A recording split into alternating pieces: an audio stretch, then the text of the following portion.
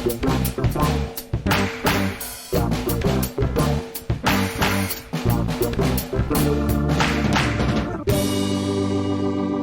welcome to Star Wars Spelt Out. I'm your host, Josh Chapman, and today, oh man, celebration. What is it? 2 days? 3 days?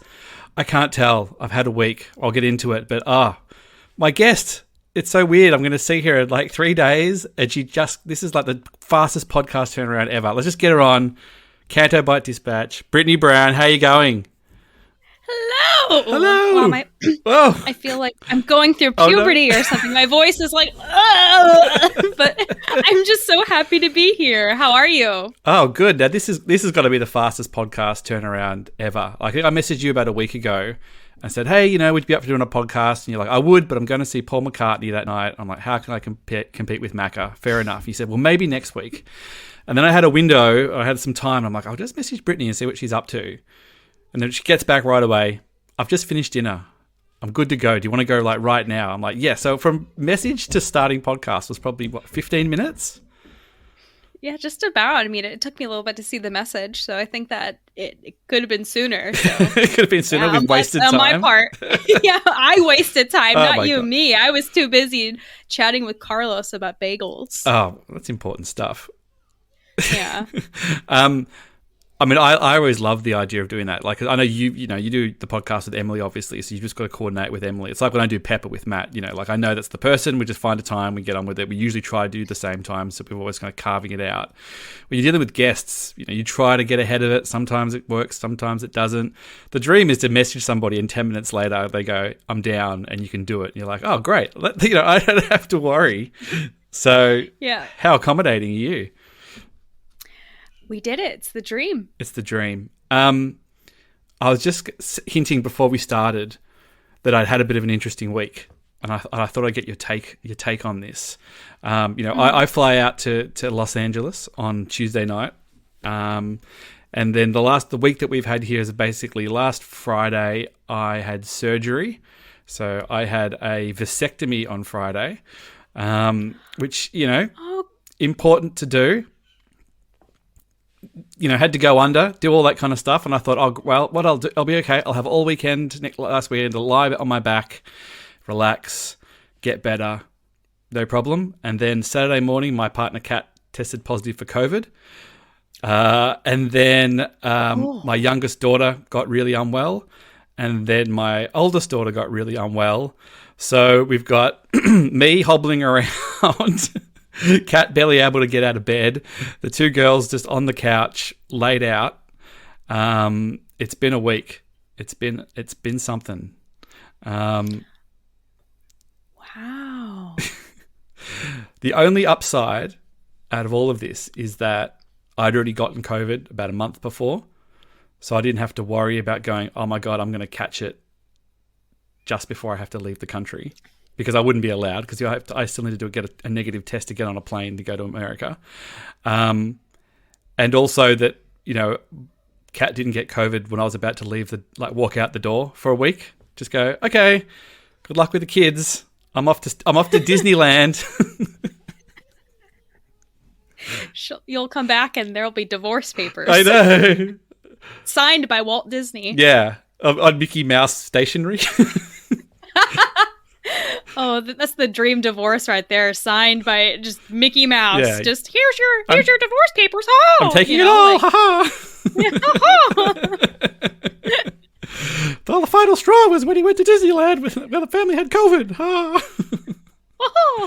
Yeah. Oh my God. So it's been a pretty rough week, and I work from home still, and Kat normally works from home most of the time, and so the girls have been doing. I mean, I think they're trained to become young Brittani Browns, because I know you're a Disney kid through and through. They have watched so much Disney Plus this week. It is crazy how much Disney Plus they've watched. I think we've done, I haven't had to sit through most of it, but I think we've done Cinderella 4 or 5 times, the cartoon one, and then the live action one at least a couple of times.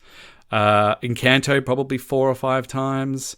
Your Frozens, just everything. Like I was pretty proud of myself. I managed to get Nightmare Before Christmas out.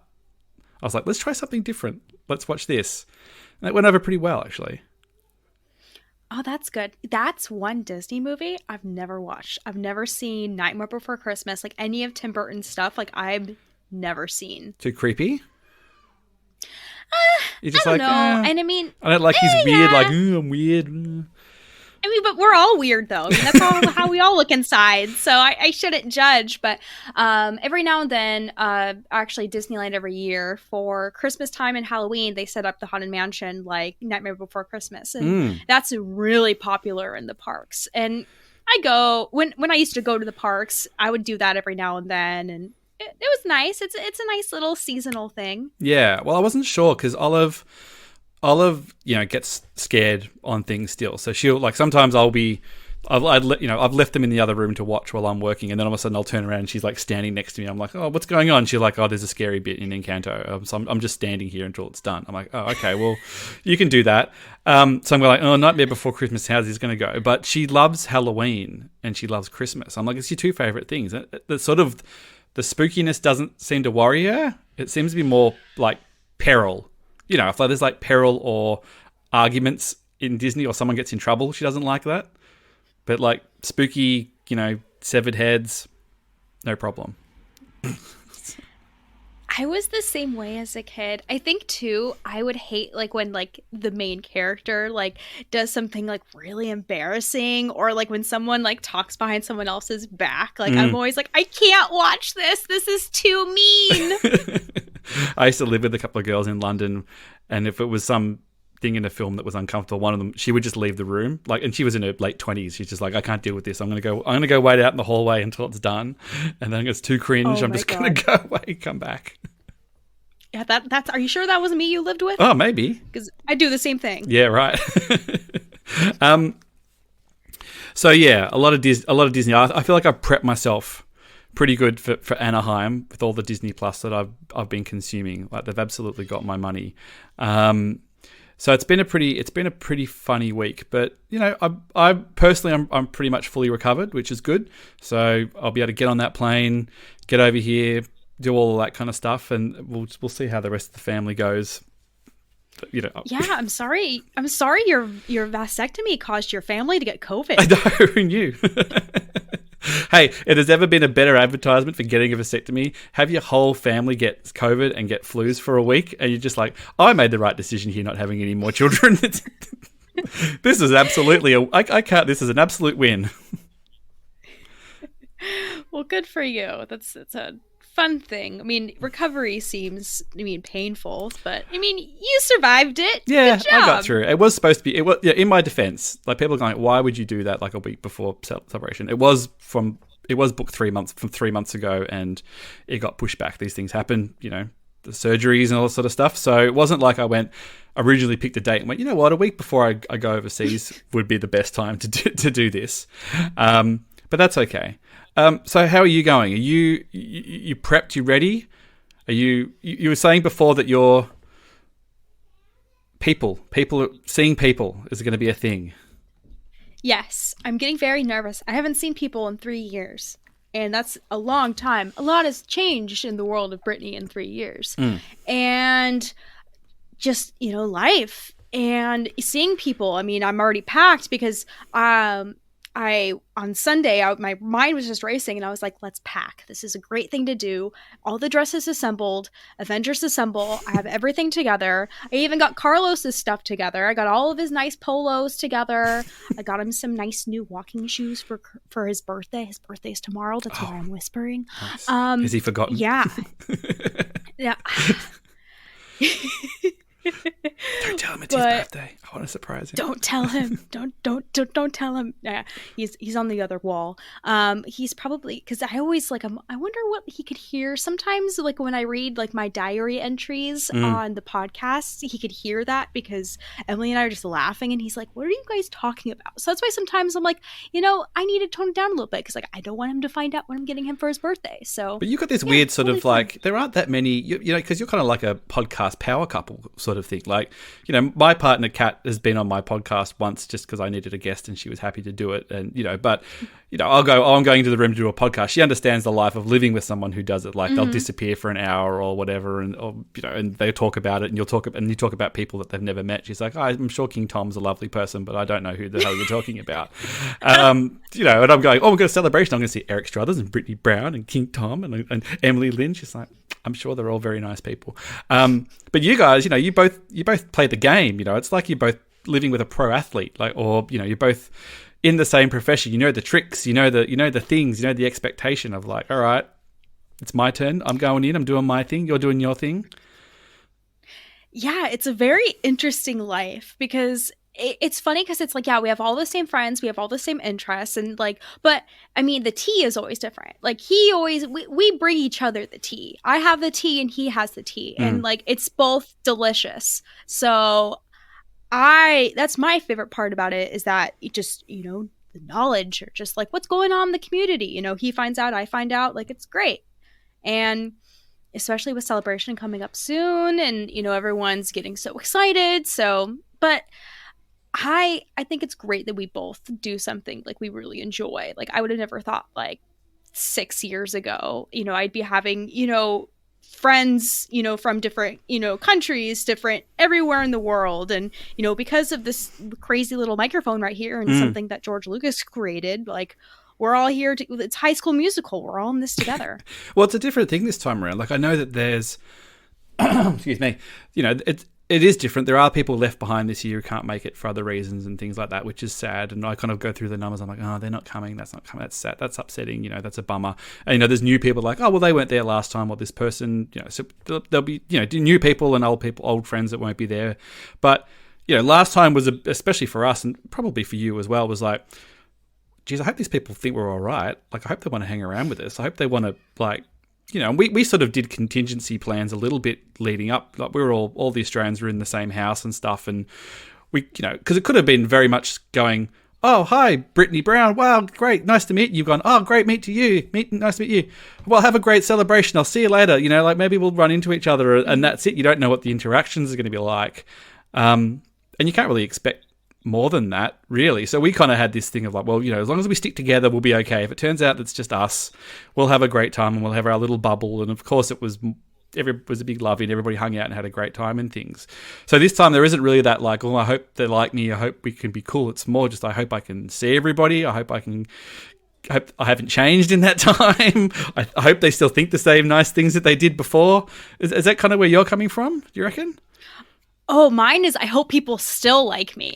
Or that's always the question I always ask myself. You know, this thing that keeps me up at night is, do people still like me? Because going to an event where you're seeing people and you're like, hi, people, like you don't want to walk into a room with everyone who has their middle fingers up ready to tell you to fuck off. But no, like the record scratches and it goes quiet, like, and everyone just looks at you and you're just like, hi, and then all of a sudden you're like the awkward one in some Disney thing where they're all looking at you and yeah, then I walk out of the room.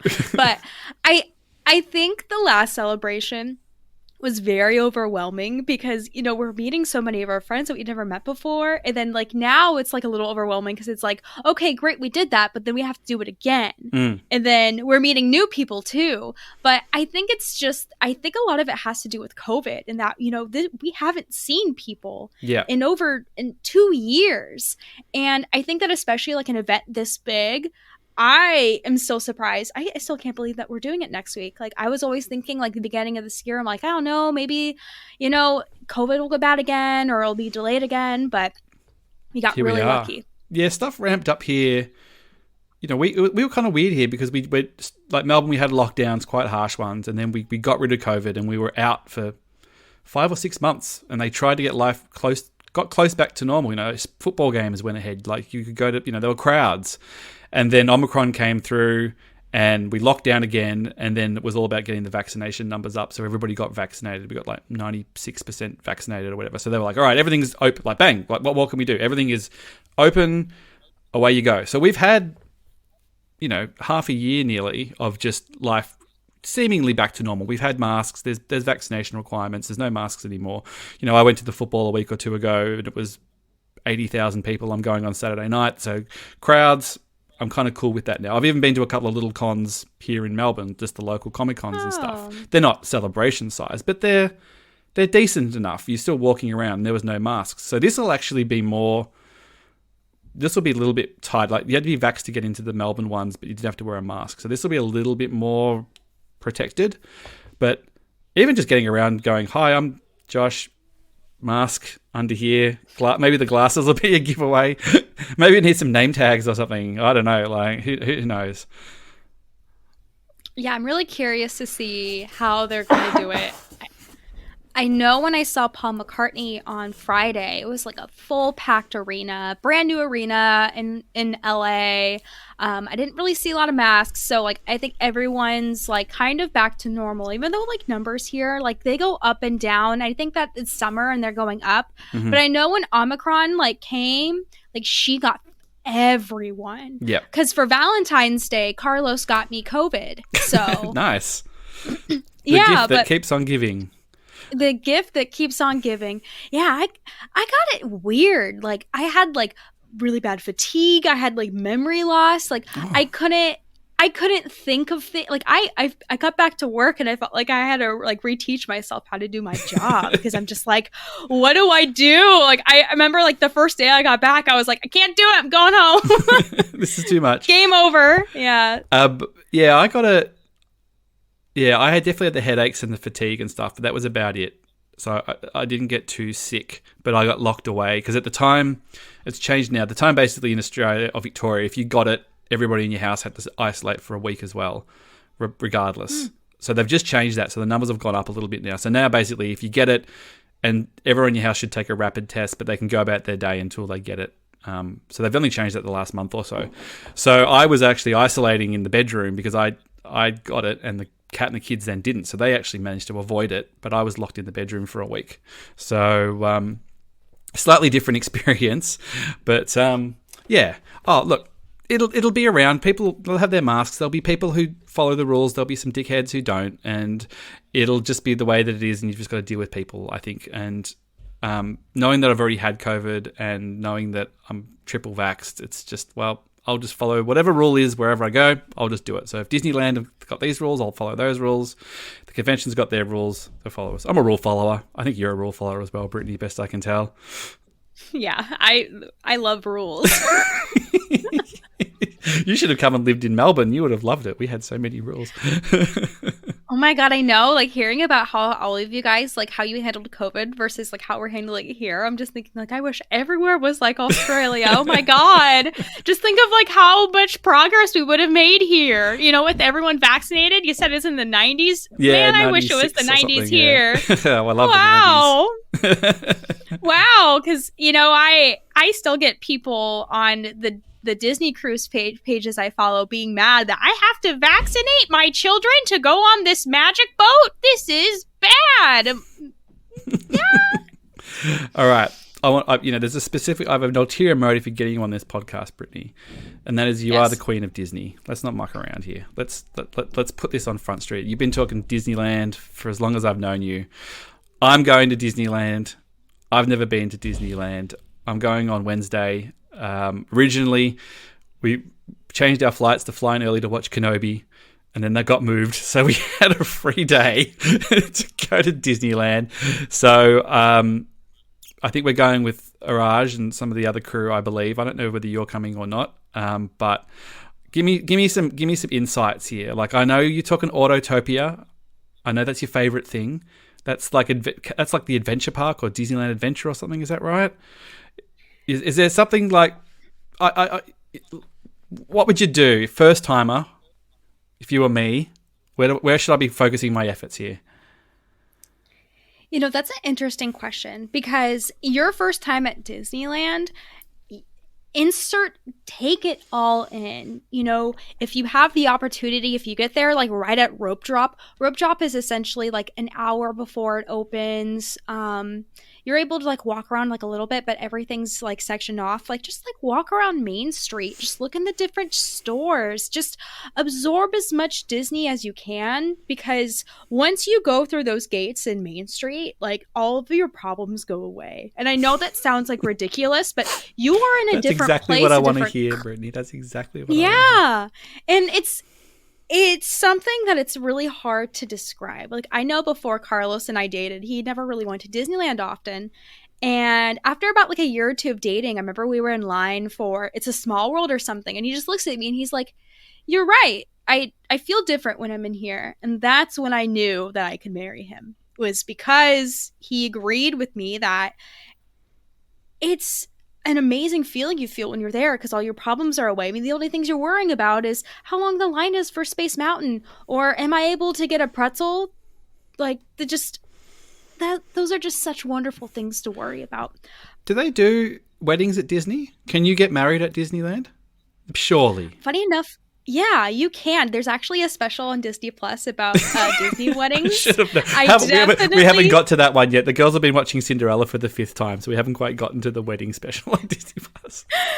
I would recommend it. They actually have a chapel in Orlando at Disney World, but you can get married anywhere. But the only thing is that you have to get married like in the morning before the park opens or at night. So like there's people that get married like 3 or 4 in the morning because there's no guests there. Ah, right. Is that, you know, not to say that you can decide when you get married and everything, but like, is that an actual thing you've considered? No, that's just so much money. I mean, like, that's just so. I mean, if we won the lottery, then maybe. But I'm just like, yeah, like my backyard's big enough. Like, let's just get married in my backyard, because then we can invite all of our friends and they can come. You know, maybe we'll have some friends from Australia come. I mean, like, if we're doing it around a celebration, do it the few days before the next celebration, and like, you know, tie it in. That's hilarious. We should think about that. I'll tell him that after we're done recording. Yeah, look, I grew up on Disney stuff. Like, obviously, we didn't have Disney Plus and things like that, but we had, you know, the wonderful world of Disney on TV, and we would go to the movies and things. And I probably don't have the absolute total exposure to it that the girls have now, where they just have it on demand whenever they want. They can watch it all the time.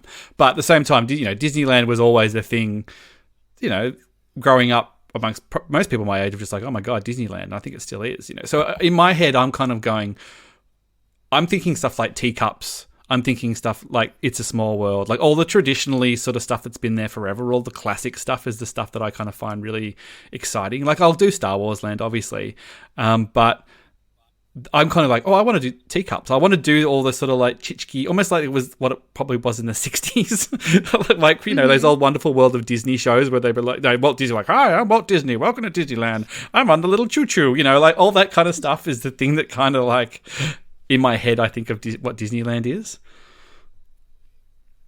Yeah, I agree. I feel like It's a Small World for me. I think that's my favorite Disneyland ride because of the nostalgia. I mean, you think of the World Fair when they showed that for the first time and all the different things. I love the train that goes around the whole park. That's also a good tip around, like, if you're there around like noon and you start to feel tired, just wait in line for the train and sit on the train for a couple rounds, because it goes all the way through the park and you can get out at any time. So that's nice. A really good way for transportation too.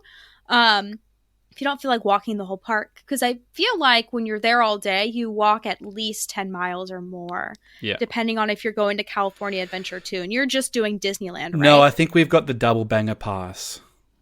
Oh, so great. So which means it's more effort. I don't know. There was some sort of talk of whether we could only go into one before the other, but I don't know. We'll work it out. We'll just hit it hard and deal with it, you know, which is fine. Yeah, and we're I actually with the new. Oh, sorry, you go. Oh no. I believe the new reservation system, you have to wait until noon to go over to whichever park. Because I believe probably the pass that you got, you start at Disneyland, and after noon is when you can go to California Adventure. Okay. Well, I mean, it's one or the other. Like, whatever. We'll deal with it. Like, it's, you know, it'll just be exciting to go. And then we've got we got tickets to the Disney night thing because that's what we did originally. So I think the plan is that we'll try to do Galaxy's Edge on Wednesday because there'll be less Star Wars fans there. So if we can do those rides and see that, which means that we can actually enjoy the rest of the park because there won't be as many people in it on the Friday, and make the most of that, because they sort of clear everybody out, I think, because all the Star Wars fans are going to want to go to Galaxy's Edge and hang around there all night. So I don't want to be going, I have to spend 4 hours getting on the Millennium Falcon with every other Star Wars fan who's here on the Friday night. I'd rather say I already did it on the Wednesday. And if I can get on later on, awesome. But I don't have to worry so much about it. So that sounds like a plan. I don't know. Yeah, and there's also ways that you can take advantage of, if you don't want to wait long for lines or something, because there's always they have these single rider lines, which you'll see when you get in line. There's the fast pass line, which I believe it's called the light speed lane now or something. Mm-hmm. I haven't been since before COVID. And a lot has changed in the parks. There's a new reservation system. They have magic keys now for annual passes. There's this thing called Disney Plus where you can get not Disney Plus. There's this thing called Disney, I'm aware. Genie Plus, where you can download the app and you can basically plan out your day, plan your fast passes. I definitely recommend that if everyone in the group is going, have Genie Plus so that all of you guys could plan your fast passes together. Yep. So that you can do everything together. But or if you're not, that could just be something you could do. Because it's your first time at Disneyland. You absorb as you want as you go. Mm-hmm. Everyone's different. So I think I would recommend that for you because you get to plan everything. You can go on the big ticket rides, the Matterhorn, Space Mountain. I literally have the app open right now, just looking at wait times and everything. So that's really important too. Download the app, look at the wait times, and that's how you can determine when you want to go to a ride. You can say, the Teacups is only a 30-minute wait. Do I want to go that or Autotopia, which has a 15-minute wait? Nice. So I'm curious about this Autotopia thing. I've heard a lot about it. It's just like driving big boy cars or something, isn't it? You're going to be very disappointed. It has been hyped up for so long that you're going to get there and you're going to be like, what were they talking about? But no, that's another nostalgic ride. One of the first rides to open at Disneyland. Another one too, which I think is, I'm not sure underrated is the right word, but Peter Pan's Flight in Fantasyland.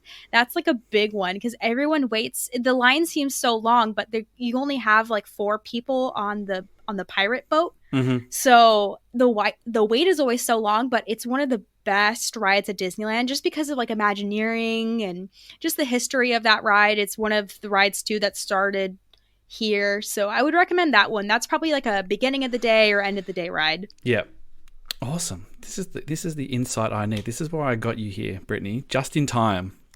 Just before leaving the country. Yeah. So just on an unrelated note, Beanie Watch is going on still. I got a few questions about the beanies. I had to chase up these damn beanies, and they're supposed to be arriving on Monday, and I fly it on Tuesday.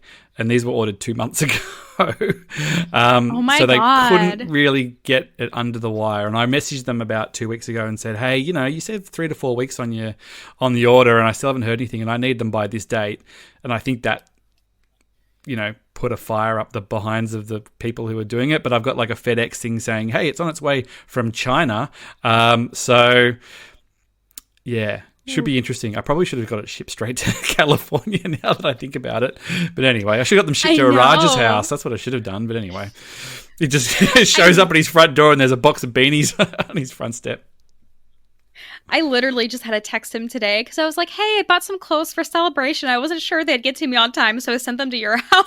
Oh, look, I thought about it because I had some, because I've been sort of focused on these beanies, and then I was going to do some stickers and some pins and all that kind of crap that goes with it. I just didn't get time with everything that's going on. And I thought, what's the quickest turnaround time that I can do? Maybe I can just get them sent to a Raj's house. And I thought, look, I've got enough. I've got enough on my plate.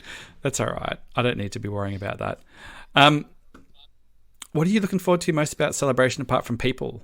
I know it's hard to sort of distance it now. I think once you've gone, you kind of go, panels, whatever, they're fun to do. Is there still something you really want to get into or make sure that you see? No, like, I feel like all conventions are starting to kind of be very identical to each other. And I mean, like, the way that Star Wars does their celebrations is very interesting, especially since they decide at 7 in the morning our time to be like, hey, by the way, the virtual panel's open, or just like, Mhm. just Breed Pop is just an interesting business venture. But I'm not sure if I'm like, I'm not like awake at night being like, I can't wait till the Lucasfilm panel on Thursday. Yeah, But I yeah. mean, I'm excited for those things, but I think the thing I'm most excited about is just being able to hang out and relax with everyone and, be in the panel room, because that's some of the best memories I have are in the panel rooms, and the big panel rooms, finding out information. I Hmm. love absorbing information, especially information that like no one knows. No one knows this, and I'm like, "Hey, I know it now. I'm part of the team. I'm part of the Lucasfilm team." So, Like, oh, I, and I now it's just like to online. feel involved. Yeah. Yeah. Well, it's funny because they did that big. Obviously, they did that big Vanity Fair thing this week, and I'm kind of like, you could have held your powder for 4 more days, and even like I know that kind of go like, well, we already know a lot of this stuff's coming. Kenobi's coming out. Okay, they're promoting it. I get all of that kind of stuff. But even like things in it where they're like, where Kathy Kenny's saying, "Hey, it looks like Taika Waititi's movie's going to come first before Rogue Squadron." Like you could have got up on a stage and been like, "And guess what, everybody? The first Star Wars movie we're getting this time is going to be Taika Waititi's one. And here's a video message from Taika Waititi." If it's even him just going, "Hi, it's me on my phone. Yeah, can't wait to do Star Wars. All right, stay cool, everybody." Like. Maybe I should be doing Taika Waititi's message. I could have done a voice. People would have fell for that. Like that's at least people would have gone, "Woo!" That would have been a moment, And except it's just kind of like in an article like 4 days before. Star Wars is the weirdest thing in the world because I don't even know if they know what they're doing. Like, I feel like it's just this like weird miscommunication thing, and then I feel like when we're gonna go, that we're not gonna get like a lot of news. That's just like me not believing in Star Wars. I don't know, but I'm always interested in their marketing and their moves. But the thing that we always say, and we're the biggest suckers for it, is like, if they're showing us this, just think about what they're not showing us. And sometimes it's like, are they just showing us this and there is nothing else afterwards? Or it isn't like a massive like mic drop moment or anything like that. There is no like boom. Like maybe there will be. It's kind of funny because Disney have offices in Melbourne. They've got quite a big presence there, whatever, Asia, Oceania offices or whatever they are. There's Disney offices in Melbourne, and I was like, oh man, maybe I can get a job at Disney. Wouldn't that be cool? But I've got a very narrow set of skills. Like they don't need a designer for that. But you see, like occasionally I'll go on LinkedIn and I'll look at and see like maybe they've got a design job or something. Not that I'm looking to change jobs, but out of curiosity.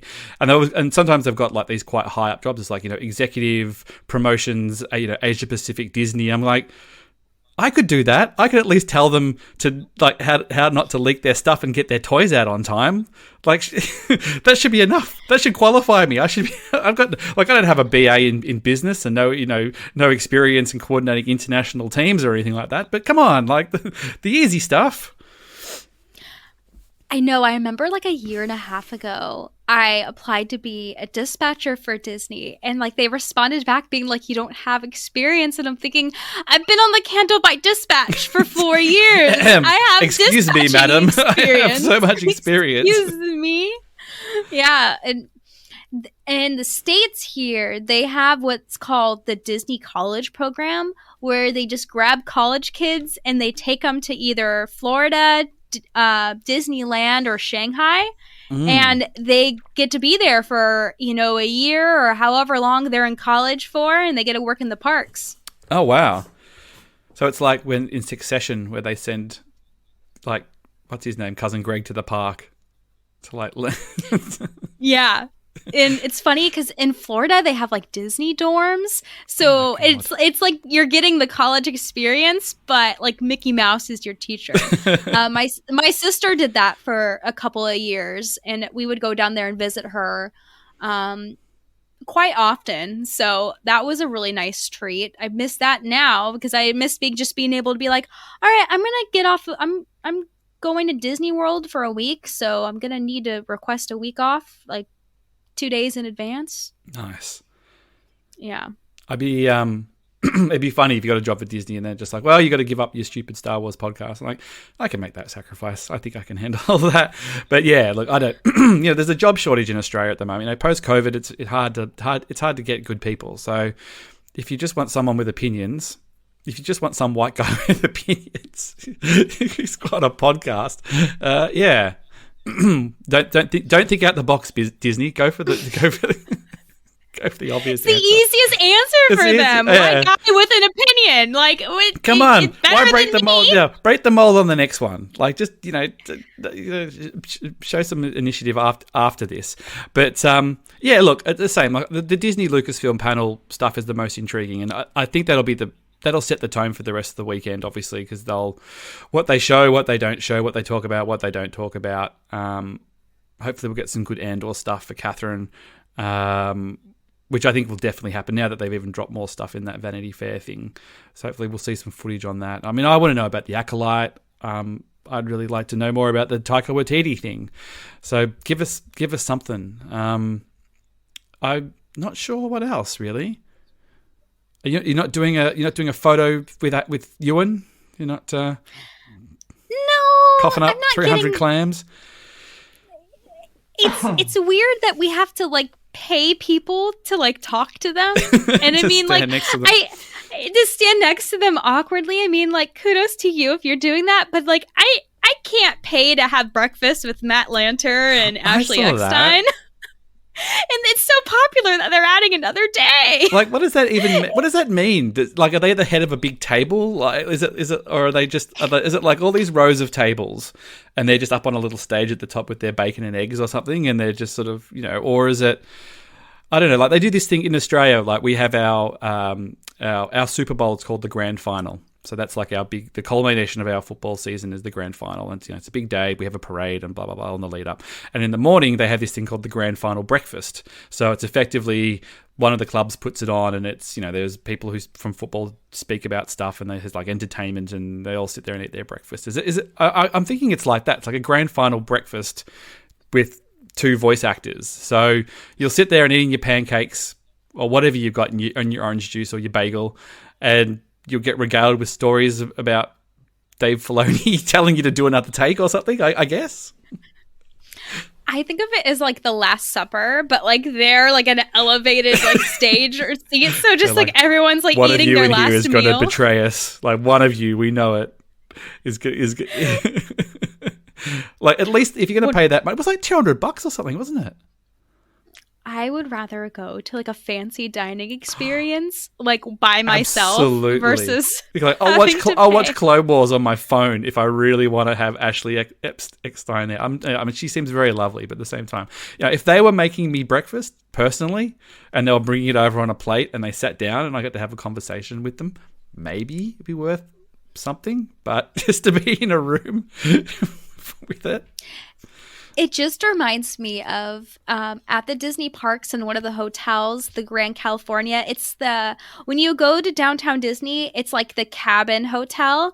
You can go to like an all-you-can-eat buffet in the mornings, and then like all the Disney characters are there and eating they're just like dancing and everything, and that's what that reminds me of. It's like just Goofy, Ashley like slinging hash browns and Goofy stealing your food. Yeah. And that's what I think of when I saw that, was thinking like, I'm having breakfast with Mickey Mouse. Like that it's so funny to me. At least get in costume, Ashley and Matt. Like I want to see you in really crappy Anakin and Ahsoka cosplay serving up bacon and eggs. Yeah, look, and like you said, it was really popular. It sold out, and they're doing another one. So, but they should do them all. Like you should be able to do breakfast with them, and then maybe you can do steak dinner with Ewan McGregor. Maybe you can do I don't know, like lunch with Kelly Marie Tran, and all the meals. You could plan all your meals around having some Star Wars person there serving you your lunch. Yeah, that would be very interesting. And I love how last minute all of these things are popping up too. They're probably just like, we don't have any information, so let's get breakfasts with everyone. I don't know, but we'll see. Yeah, because I think that's really interesting that because I don't remember last Celebration them doing anything like fun. Like, I know they have like the Star Wars speed dating. I don't know anyone who's done that, and I'm really curious. I almost want to volunteer Catherine to do it. We could ask her. We have to send up. There must be a few, like send up a few of the single people and get them in there. Yeah, obviously that doesn't help me or you, but yeah, why not? Like, get him down there. Yeah. Or Rusty.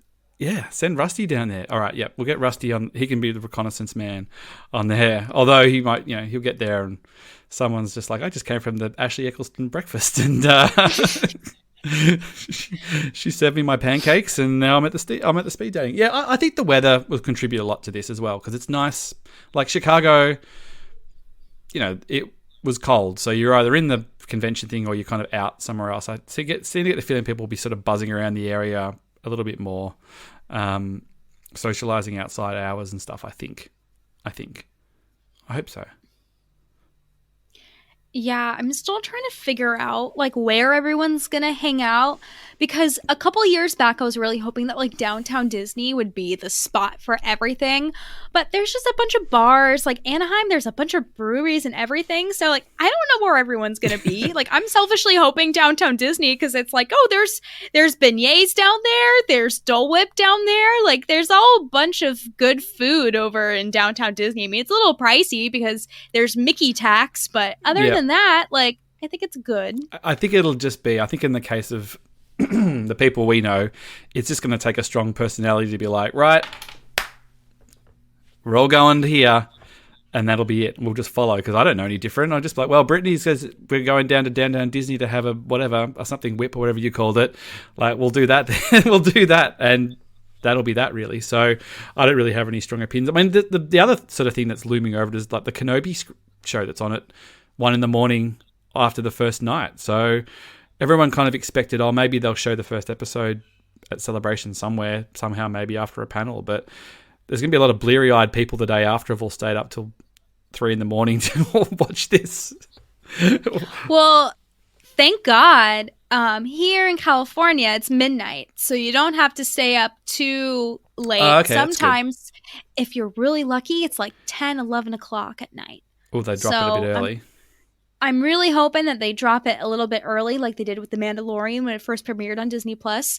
But who knows, because this is their biggest thing. And they know it, too. They're flaunting McGregor, putting him on everything, and Hayden, too. Like, they know this is going to be Disney Plus is going to crash because of this. This is the biggest thing that's happened. Oh, my God. This is the biggest thing that's happened in years for Star Wars. Like, it's insane. Well, to their credit, like, it is quite cool because, I mean, like, at Chicago, obviously it was a movie year and we got a trailer and we got the Mandalorian reveal and stuff, all exciting stuff. But this time we get to be excited about something, literally watch it and be at the convention at the same time, like the days afterwards. So it's actually quite cool that we get to see this thing as well at the same time, and we actually don't have to go to the cinema and do it. You can just do it from anywhere, which also makes it easier. If it was Celebration, imagine if they did Celebration and episode 9 came out like the day after, and all of a sudden it's like everyone's trying to get a seat at a cinema to see the movie. And if you couldn't, you got to roll up the Celebration the next day and have somebody spoil it within 2 seconds of walking in the door. Like, at least everybody can see it here. So that's quite cool. Like, I think that'll be interesting because it'll be the first day of people going, oh, what's it going to be? What's it going to be? And then the day after going, oh, wow, we saw that. And then, of course, people complaining about whatever the thing is that they're complaining about in there.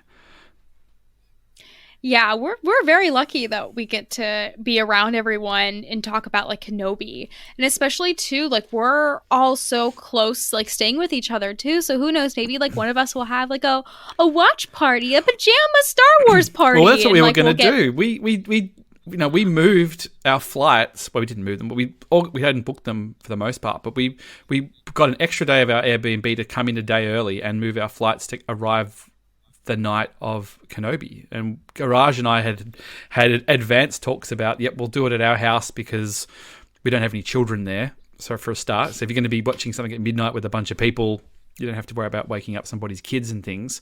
So we got quite far along in organising it, really. And then obviously they just went, hey, 2 days later, sorry. We can do it then. So I think in a worst case, like you said, it'll be a Star Wars pajama party or something. It has to be at someone's house. It's not. We can't just do it out on the street somewhere. It's got to be. It's got to be. Well, it's funny that you mentioned that because Star Wars Celebration has, restricted people from waiting overnight in line for like panels and everything. And it's hilarious because like they can't tell you that you can't do that because that's Anaheim's property. Like you could stand outside and make a line yourself. So it's funny that they're being like, you can't do that. And I'm just like, yeah, you can, but I don't think I'm going to. I don't think there's anything life changing, but I know certainly that there's going to be some people waiting overnight for those lines because that's what happens every year for the D23 Expo. But it's all ticketed though, so you wouldn't get in anyway. You'd only get in after everybody who's like in Chicago, you had to have your little barcode and they scanned it. And like even if you queued up, they'd be like, well, we got to let all the people with the tickets in. Like, I guess if it's full, we can let some people in. Like, what are you actually waiting around for? It doesn't. I don't think it works. People love lines. People love lines. It's so interesting. But yeah, I just thought that was funny that like you can't do that. I'm thinking, well, I mean, technically you can, and there's going to be people, trust me. They're going to be all, I mean, I think I spoke about this. Who was on here a few weeks ago? We were talking about like if they had still done lines and then Kenobi had dropped that night and there's just like 20 people huddling around their phones trying to watch Kenobi at the same time, trying to use some crappy Wi-Fi in the building, trying to get it all running and it just being a disaster. Excuse me. Don't get sick. 3 more days. Don't get sick. I'm trying not to get sick. I'm doing my best. Right. I'm just trying to think. So yeah, Kenobi obviously is looming very large over this, and like kudos to them. They got Ewan McGregor to turn up. He'll turn up at some stuff. He's doing some photos. He's shaking some hands. He's doing all these things. But yeah, apart from that, a few other people. No Hayden Christensen, which I'm a little bit surprised. Oh, he's gonna be there. They're like, what else is he doing? Like, hanging out with his kid? Like, I don't know why they haven't announced him yet. That does seem sort of weird. It's just funny seeing like footage now, like promotion footage of Hayden Christensen, and he's probably roughly my age. He's in his early 40s and things, and I haven't really thought about Hayden Christensen that much since Revenge of the Sith. I'm just like, oh, he's like a man now. He's like a man. Like he's got man lines on his face, and he's actually aged. He looks like he actually, because there's all that sort of crazy stuff about like they take the helmet off Darth Vader. It's like a 65-year-old bald guy under there. I'm like, this is a long way away from Hayden Christensen, but I can almost see it now. Like I can almost see like he's actually starting to get a little weather on the face. I know, that's crazy. Like I grew up with Hayden. I grew up watching the prequels. So seeing him now, I'm thinking, oh my gosh, we're both getting old. This is amazing. You and me together, Hayden. Here we are. You and me together since I was 8. Like we're doing great. He was at Chicago though, wasn't he? Didn't he do photos at Chicago or something? Yes, he did. So maybe he's just waiting. Maybe he's just like, look, I'll turn up for a panel and I'll say hi and I'll wave at the crowd. But Hayden's back, baby. I don't need to be scrounging around for. I'm still flabbergasted that Ewan McGregor's doing photos. I don't like. It must just be a goodwill thing because obviously he does not need the cash. He's not bloody Anthony Daniels, and this is his one pay packet for 3 years. He must just be, riding the warm glow of coming back to Star Wars and having a good time. Yeah, he must be so excited to be back. I know recently they had talked to like Liam Neeson about possibly coming back to Star Wars, and he was like, they can't afford me.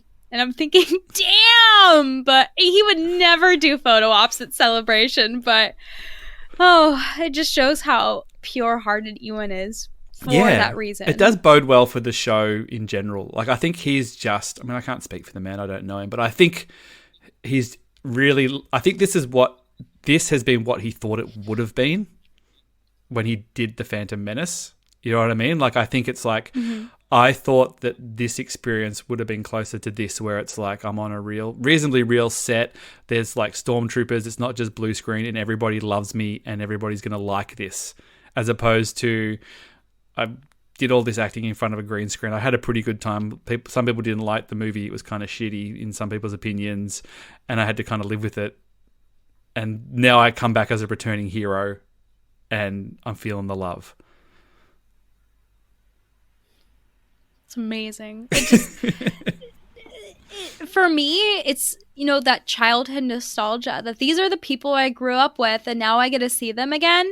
And I feel like too, growing up, there were so many prequel haters and there was just so many people out there that just totally just buried them. And now like the prequels are cool again. Finally, it's our chance to come out and be cool. It's your time. Yeah, so good for Hayden, good for Ewan, good for everyone. Good for Mark Hamill, which is always Mark Hamill's season because like Luke Skywalker is popping up in literally everything now. Oh yeah, they just deep fake it up. They can just put his face on everything. I was a little surprised that Mandalorian thing that came out recently that Hamill was in it. I don't know. There was some sort of persistent thing going. He wasn't even involved and blah blah blah. I'm like, oh well, I'm glad that he was there and he's enjoying it, and that it makes me feel a bit less like, oh, they've just shifted him to the side and put an android face, person in there to do it. I had this really weird dream the other day. I don't really remember dreams very often, that they tried to digitally bring back Christopher Reeve, who played Superman. Mm-hmm. And like, I remember being really outraged about it in my dream for some reason, that it just seemed really icky for some reason. Like, even though they brought back people who have passed away before, for some reason, Christopher Reeve just felt like you can't touch Christopher Reeve. He was Superman. I hope we never see a CG. I don't want to be watching some DC crap and have Christopher Reeve Superman turn up. That would really upset me, I think. But for some reason, Luke Skywalker, I'm okay. But I guess Mark Hamill's still alive, so I really hope for your sake that doesn't happen, but God only knows what they're doing with DC right now. Oh. I don't even know. But the green light, like in that article they were talking about the deep fake stuff, like, I think that we're not that far away from a deep fake Carrie Fisher. I think there'll be a deep fake Tarkin in Andor. You name it. I think that's just the way they're going to do it now. I don't think they're going to even bother recasting stuff. So, oh well, if you can do it, you can do it. Someone just needs to tell them, like, that's the problem, is that I think that so many people were so excited about Luke Skywalker coming back that they were like, oh, this is great. We just need to bring back CGI people and that's it. And I'm thinking, well, how can you tell a story with someone we already know every single detail about versus like Din? Like, we still don't know anything about Din Djarin while Luke Skywalker's here, in his bad babysitting service, and we're finding out more and more negative things about him. So I really hope that someone tells them that this is fine, but don't do it every single chance that you get. Do you think that, like, there might be a stage one day in life where, if you're unavailable for whatever reason, potentially, let's say you go on maternity leave, hypothetically, you and Carlos get married, decide to have children, you're just like, you know what? I don't want to be doing podcasts and for these, I want to enjoy the baby stuff. I don't want to have to deal with the thing. But Emily, I want Canto Bight to run on. So let's get the Brittani Tron 2000 here, and we're going to get a CG simulated version of Brittani in here, like an AI one that sounds exactly like you. And Emily can just talk to that, and there's just like and the podcast can go on basically with you with a CG version of Brittani on there. How would you feel about that? Like, if you gave your blessing. Oh my God, but like, what if CGI me is better than real me? And they're like, well, the prime years of the Canto Bight Dispatch was really the 9 months that Brittani wasn't around, and CG Brittani was on there. God, yeah, because that's, what if CG me is like the better me? Like, that's just like what if people are like, oh, they could tell when I come back, and they're like, I miss CG Brit. She's just not as sharp as she used to be. Yeah, bring back CG Brit. Yeah, yeah, yeah. Look, I think if you, I think it's more about if you're happy with this, I think if you decide to take 9 months off the podcast and Emily was just like, well, you know what, I'm just going to put CG Brittany in here whether you like it or not, against your will, that might be a little bit of a problem. Then you start a rival podcast with you and CG Emily. All of a sudden, there's two Canto Bight Dispatch podcasts competing against each other. One with original hosts with a CG version of the other one. God, that would be so interesting. Like, nothing interesting's going on right now. So I think that would definitely catch people's attention, like a podcast feud or something. Between two podcasts. That doesn't happen. No. Yeah, between the same podcast. But then the two CG ones realize they don't need you and they start their own podcast with just the CG versions of the hosts. And you guys are just left behind. You're like, oh man, like we're still doing all right on numbers, but geez, the CG versions of us are just, they're on the podcast stage at Celebration. There's just like two androids there. Like, hello, Brittany, CG Brittany. Hello, CG. Look at all these people on the Celebration, on the podcast stage at Celebration 2025. And here's our guest, Anthony Daniels. Yeah. Tell us about that book, Anthony. Oh my God. We'll never hear the end of that book. Oh my God, so exciting. Thank you so much for doing this last minute. I was really keen to get an episode out before I left the country, just to get a little bit of sizzle going. I'll be sort of running around with the recorder at Celebration, hopefully like last time, and get some vox pops and things, and do the blog podding thing if I can be motivated. But I think I'll be up for it. So I mean, I'm going to see you in 4 days, I think it is anyway. So. It's incredible. It's amazing, isn't it, really? Tell everybody about your podcast that you do with the wonderful Emily Lind, not the CG rival version. Tell us about the real one, the OG Canto Bight Dispatch. So, the OG Canto Bight Dispatch with the OG Emily Lind. We talk Star Wars sometimes. We just talk about life, what's going on with us, what's going on in Star Wars. And lately, supporting the Amadella Initiative for Equality Texas, I have been reading entries of my teenage diary that I made from ages 14 to... 13 to 17.